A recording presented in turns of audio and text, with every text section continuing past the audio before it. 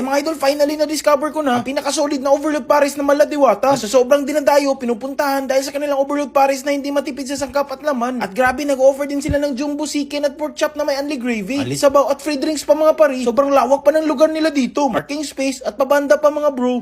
Nakoy overload pares, 100, ali rice, ali sabaw, ali taba with drinks. Ay, sulit kayo. Order ko. Idol mo ni tanan.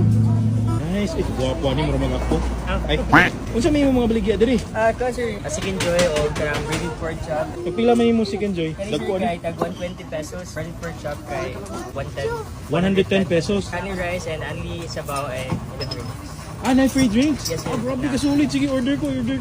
Ay bali na dito pala tayo sa Alaska Boys Overload Pares dito sa Laray Road, Consolacion, Cebu. Malapit lang sila sa daan, few meters lang sa eskina Laray Highway, Consolacion. At open sila from 3 PM hanggang 12 AM madaling araw. Araw-araw. At sobrang daming mga tao talagang dumadayo dito. Masa na, idol?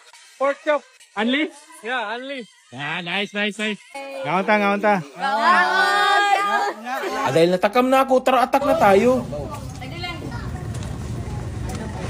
Okay mga idol, tignan mo ang pork chop, sobrang laki. Tikman natin.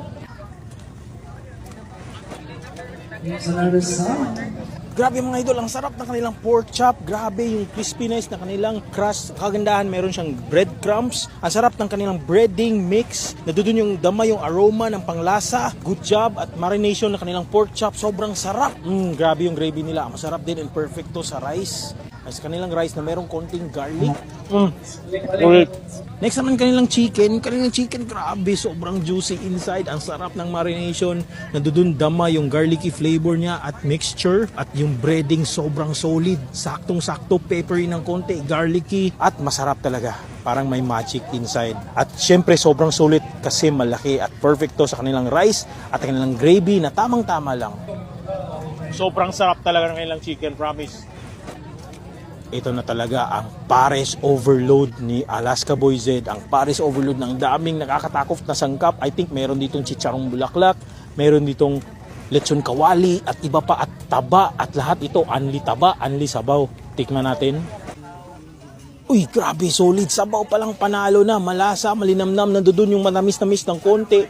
Even though hindi malapot yung sabaw, pero sobrang solid. Dama yung marination talaga, yung lasa ng marination. Halong-halo na sa pares na sabaw. Lalo na siya na-enhance ng lasa ng sabaw sa mga marination ng kanilang mga meat.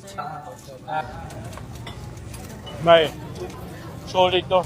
Lalo na sa only rice.